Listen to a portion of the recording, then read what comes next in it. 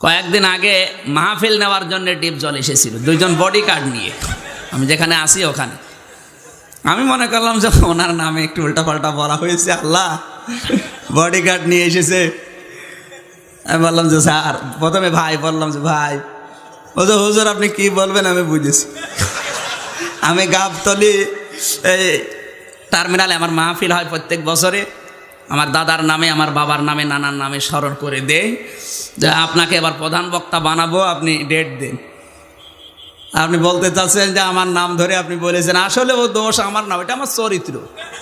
আমি সিনেমায় ওই চরিত্র প্রযোজক আমাকে দিয়েছে পরিচালক, এই জন্য আমি ওইরকম করি, তাছাড়া আমি কিন্তু ভালো মানুষ। হ্যাঁ আমি ভালো মানুষ, আপনি কেমন ভালো আমি জানি। ব্যক্তিগতভাবে অনেকক্ষণ কথা বললাম, দেখলাম না লোকটা খারাপ না, ভালো মানুষ, কিন্তু ওর চরিত্র, ওর পাঠ ওইটা।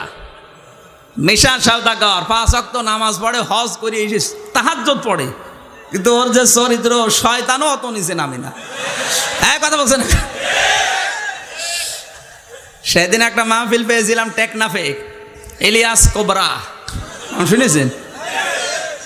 কি ভালো মানুষ না? ওটা বলছো হুজুর আমি ভালো হয়ে গেলাম, এখন থেকে সিনেমা ছেড়ে দেব, আল্লাহওয়ালা হয়ে যাব, আল্লাহ যা করেছে যেন মাফ করে দেন। মন থেকে যদি ফিরে আসে অবশ্যই আমার আল্লাহ তাকে মাফ করবে। তো মন থেকে না ফিরে এসে হুজুর ফিরে আসবো, তারপরের দিন আবার যে ডলাডলি শুরু করবে, মাফ হবে?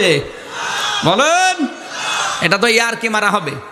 আলাম ইউসিররু আলা মা ফাআলু ওয়া হুম ইয়ালামুন, সূরা আলে ইমরানের 35 নম্বর আয়াতে আল্লাহ জানিয়েছেন, ওই মানুষগুলোকে আমি আল্লাহ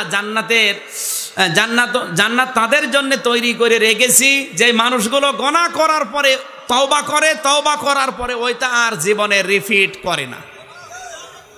কথা বুঝতেছেন? যে তওবা করেছি, তওবা করে আমি জীবনে আর এই কাজ রিপিট করব না। আমি জিনা করে ফেলেছি, আমি পরকীয়া প্রেম করেছি, কিন্তু এখন আমি তওবা করে ফিরে আসলাম, জীবনে আর আমি এই কাজ করব না।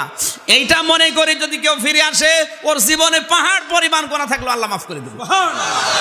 এই তওবা করবেন কারা? তারা হাত তোলেন তো।